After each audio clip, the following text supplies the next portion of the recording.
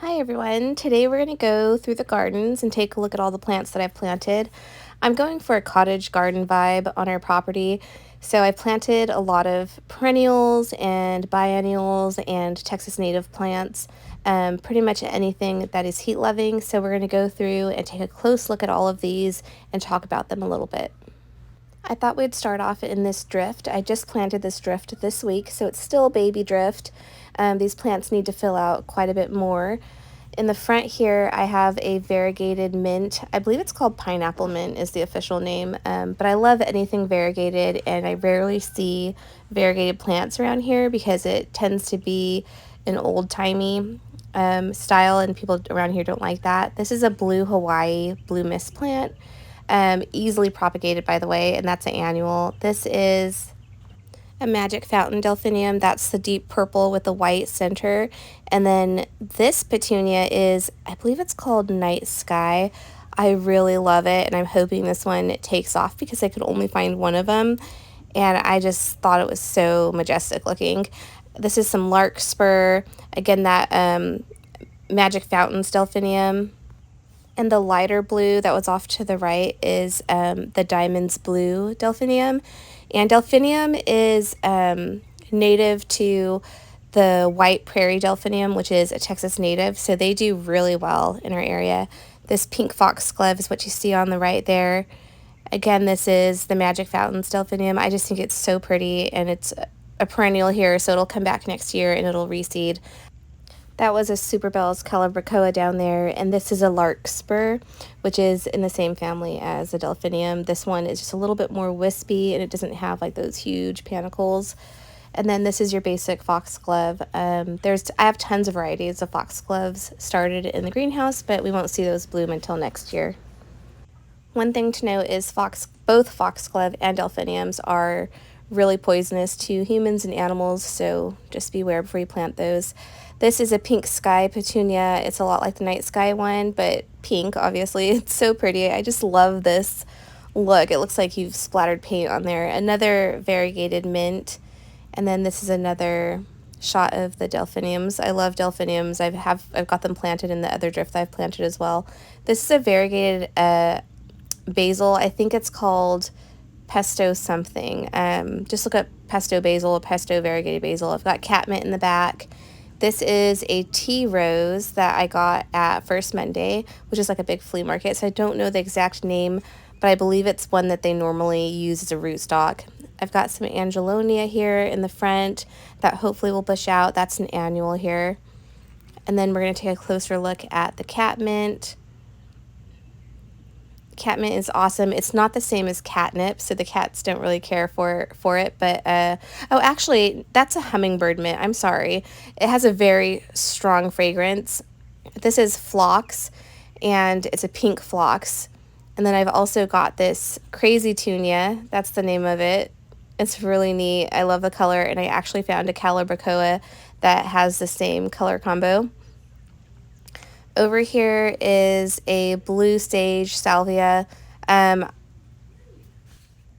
believe it's called Black to Bloom, and it's really pretty. It's a very true blue. The plant gets fairly large, and I just love the way it looks. I've also got some Veronica down here in the blue color, and there's a sweet little butterfly on there. This should get fairly bushy. I'm hoping it takes off in this area. This was the only thing I planted that kind of had a little bit of shock, but it only lasted a day, so I'm really grateful for that. Here in this limey green shrub type plant, or actually I've got a little purple lantana first that I'm going to show you here. This is native here to Texas. It does really well here. This is my raspberry spirea or pink spirea. It was a suffering plant that I got for half off, so I've been nursing it back to health, but it looks so much better than it did. This is a rock rose, which is a Texas native, and it does bush out. It is a perennial, so it does spread by seed and by the roots. And then I've got another pesto basil here. And this is, gosh, I think the catmint, another variety of catmint.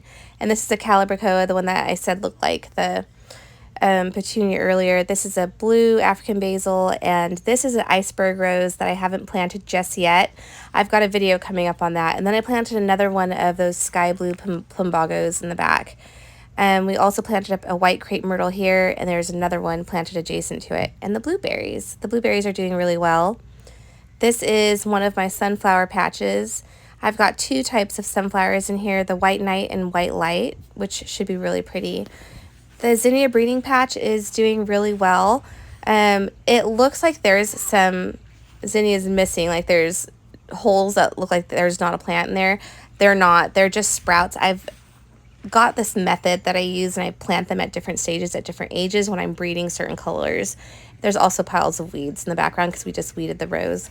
The strawberry patch is doing really well. We're harvesting strawberries almost daily, and they're really good.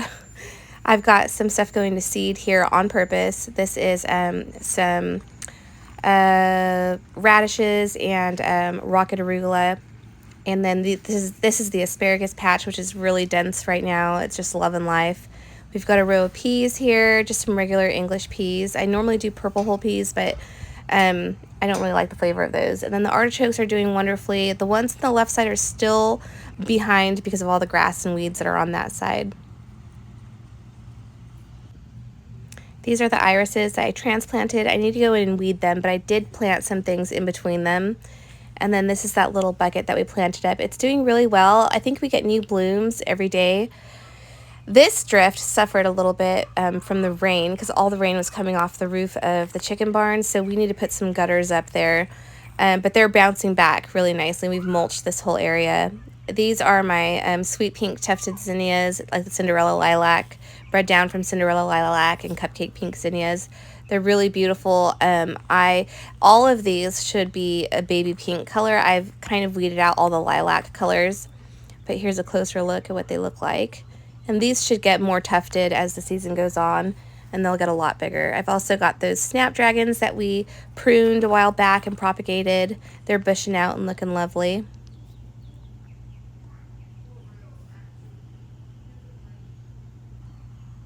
This is that drift that we planted a couple weeks ago, and it did get washed out by the rain. The delphiniums have gone to seed, so those should be dropping seed soon. And it looks like there's a lot of weeds along this drift.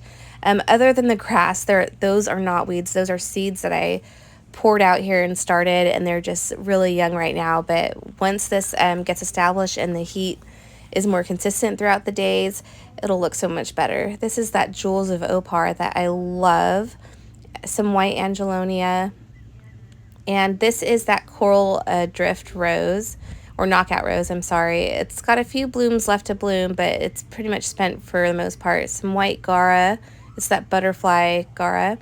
And this is the Verbena bonariensis that we transplanted, that big old plant. It did not die back at all, so I am so thrilled with that, because normally it does get transplant shock, and it did look a little bit wilty for the first week or so. But now it's taking off and it's doing really well, and you can see it's got lots of blooms on there. It's the perfect cottage plant.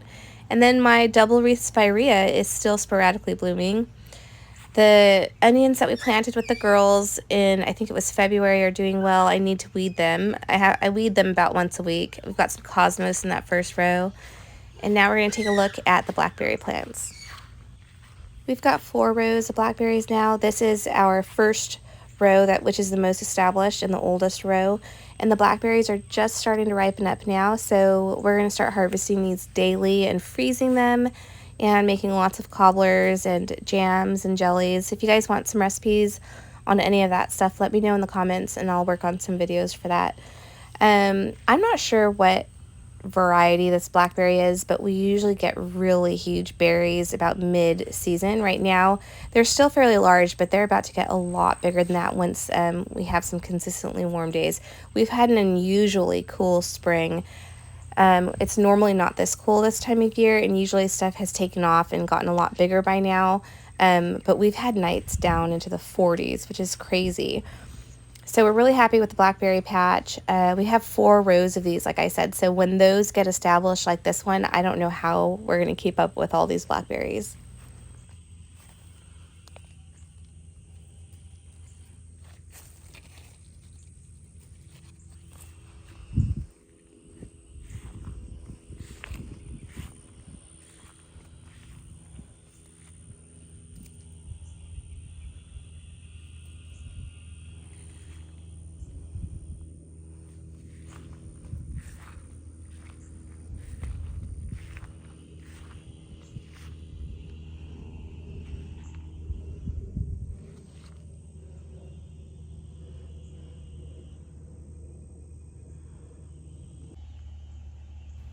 These are the hanging baskets that I planted up a couple weeks ago.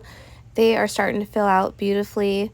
I love these purple petunias and the calibrachoa. I can't remember what the calibrachoa's name was. I think it's double blue. The fuchsia is gorgeous. I'm definitely going to put fuchsia in all of my hanging baskets from here on out. But yeah, I think I really like that calibrachoa. It's probably my favorite. Some more petunias out in that drift that we planted a while back. This is a wishbone flower. I've got some chard in the back in pink. There was an orange one coming off of this one, but I think it died. There's some snapdragons, a shorter variety. And then I've got this miniature dahlia that I'm hoping will come back next year because it's really cute and it's been blooming all since February, I think. There's some baby zinnias in here, some scabiosas, and this is one of the wildflower areas. You can see there's some meadow pink blooming. There's also some Indian paintbrushes that are still hanging on that have gone to seed, and those look so ugly when they've gone to seed. I wish there was a way we could go and just cut them all, but there's way too many of them. But there's a lot of wildflowers still to come up in this area, and once they do start blooming, it's going to be beautiful again. This was such a gorgeous sight this spring because it was just covered in Indian paintbrush. Now it's about to be covered in the meadow pink and black-eyed Susans, as well as this really tiny purple, deep purple flower. And I'm not sure what else is going to come up in here, but I'm hoping we get a few surprises this season. There's a ton of millet in here, which is great for the birds. They love eating that. It's a great source of food. And I don't put bird feeders out on my property, so I like to leave a meadow area. This is a climbing rose that I got. I believe it's a Meredith climbing rose. This is my Little Gems magnolia tree that a neighbor gifted to me when we first bought our property, and I absolutely love it. It smells so good over here and is just covered in blooms right now. Over here, this is a Chinese privet. They grow wild around here. They're very invasive. We tend to dig most of them up, but I leave a few nice big ones because they smell really good and they're really pretty. This is the front right paddock of our property. I've got 2 red buds that we planted from propagated plants that we got from a neighbor, and then my willow tree that actually got bit back really hard this winter, but it's coming back nicely. These are also some cedar trees that I transplanted from little tiny babies a couple years ago. They're doing really well, and they're going to provide a nice privacy screen eventually. On the left there is a crepe myrtle.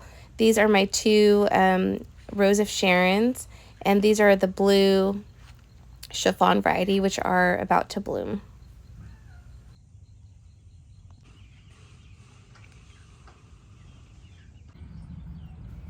Alright, that's it for this video. Thanks for coming along today. I will work on doing tours more often, especially in other areas of the property and gardens that you haven't seen yet.